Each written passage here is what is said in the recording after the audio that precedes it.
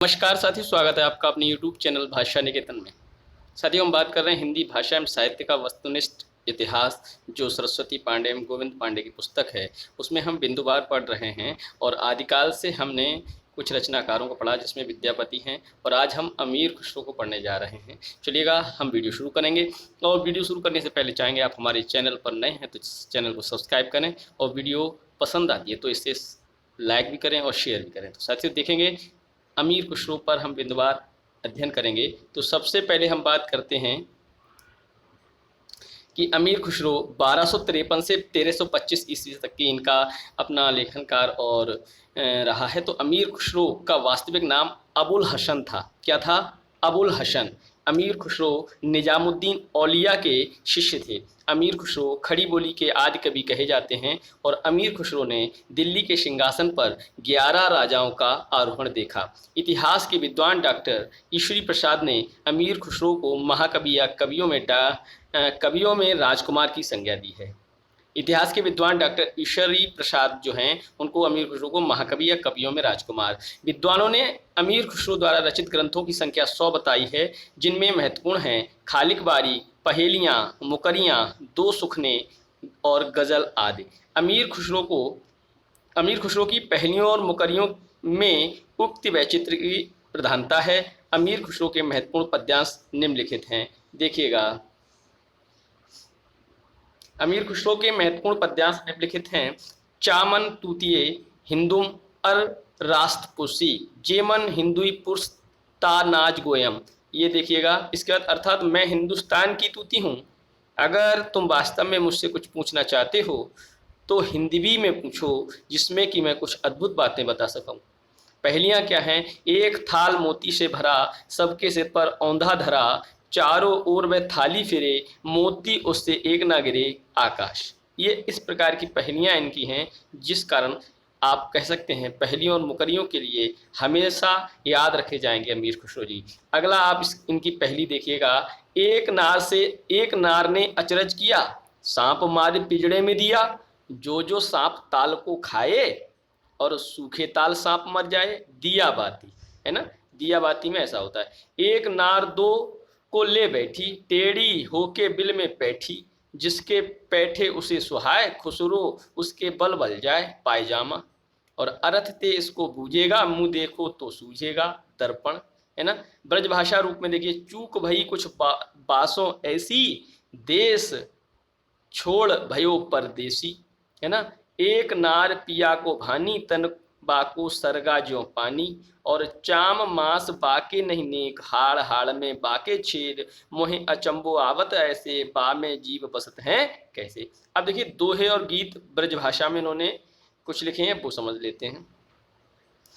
उज्ज्वल बरन अधीन तन, एक चित्त दो ध्यान, देखत में तो साधु हैं निपट पाप की खान। खुसरो रैन सुहाग की, जागी पी के संग, तन मेरो मन पीऊ को, दो भय एक रंग। गोरी सोवे सेज पर, मुख पे डारे केस, और चल खुसरो घर आपने, रैन बही चौतेस। मोरा जोबना नविलरा भयो है गुलाल, कैसे गर दीनी कस मोरी माल। सूनी सेज डरावन लागे, बिरहा अगिन मोहि डस डस जाए। जे हाल मिसकी मुकुन तगाफुल, दुराए नैना बनाए बतियां, किताब हिजरा न दारम, इजा न लेहू काहे लगाए छतियां। तो ये सब इनका ब्रज भाषा में इन्होंने लिखा है। अब महत्वपूर्ण इनकी पंक्ति हैं गोरखनाथ की छंद। अब देखिए, गोरखनाथ के छंद हैं इसमें।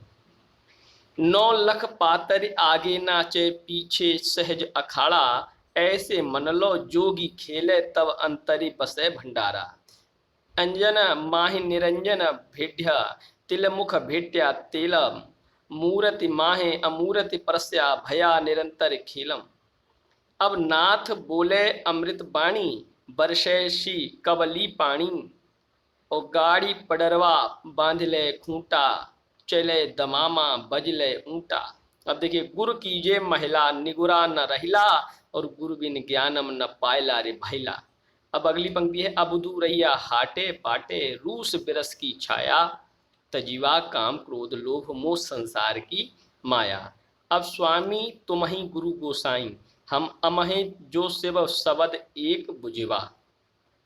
निरारंभे चेला कूड़ विधि रहे, सतगुरु होए सब पूछा काहे। और अभि अंतर की त्यागे माया। अब देखिएगा अगली है कि दुवध्या मेटि सहज में रहे, जोई जोई पिंडे सोई सोई ब्रह्मांडे, अवधु मन चंगा तो कठौती में गंगा। कुकीरपा के छंद हैं ये। हाउ निवासी खमण भतारे, मोहारे बिगोआ कहण न जाई, ससुरी निड गेल बहुड़ी जागे। पृथ्वीराज रासो से राजनीति पाइये, ज्ञान पाइये सुजानिये, उकति जुगति पाइये, अर्थ घट बड़े उन्मानिया।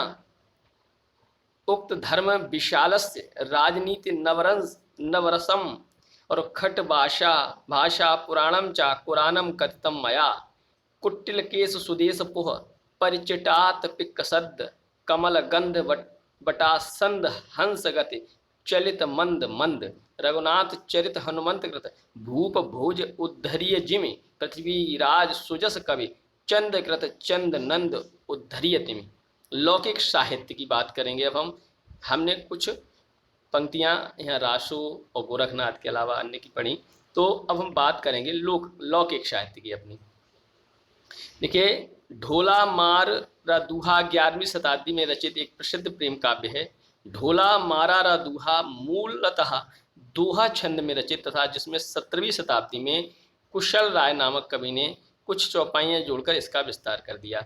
इसमें ढोला नामक राजकुमार और मारवाणी नामक राजकुमारी की प्रेम कथा का वर्णन है। इस काव्य का मूल कवि कल्लोल था।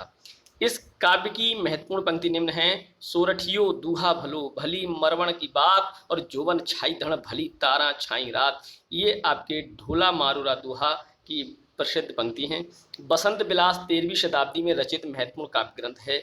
बसंत विलास 84 दोहों में रचित एक श्रृंगारिक काव्य है, जिसमें बसंत और स्त्रियों पर उसके विलासपूर्ण प्रभाव का मनोहारी चित्रण है। चलिए हम बात करते हैं कुछ और पंक्तियों पर। बसंत विलास का संपादन सर्वप्रथम केशवलाल हर्षाद राय ने किया है। इस काव्य की महत्वपूर्ण पंक्ति निम्न है। इन पर कोयली कुजई पुंजई युवती मणौर, विधुर वियोगिनी धुंजई कुंजई मयण किशोर। अब आपके देखते हैं विविध प्रश्न हैं इसमें। अब भ्रंश भाषा में 3 प्रकार के बंद पाए जाते हैं, दोहा बंद और पद्धणिया बंद और गेय पद बंद। हजारी प्रसाद द्विवेदी ने लिखा है दोहा और दोहा भ्रंश का अपना छंद है, उसी प्रकार जिस प्रकार गाथा प्राकृत का अपना छंद है। अब देखिए अपभ्रंश का चरित काव्य पद्धणिया बंद में लिखा गया है। चरित काव्य में पद्धणिया छंद की 8-8 पंक्तियों के बाद धत्ता दिया रहता है, जिसे कड़वक कहते हैं। हिंदी में सर्वप्रथम चौपाई और दोहा पद्धति का प्रयोग बौद्ध सिद्ध सरपा को रचनाओं में मिलता है। हिंदी के प्रथम कवि, उनका समय एवं उनके प्रस्तुता निम्न हैं।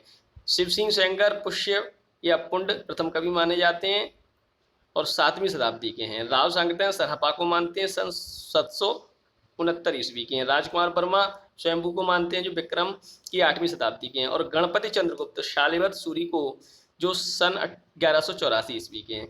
डॉक्टर बी भट्टाचार्य सरहपा को बांग्ला भाषा का प्रथम कवि मानते हैं। बांग्ला भाषा का कौन मानते हैं? Doctor B Bhattacharya.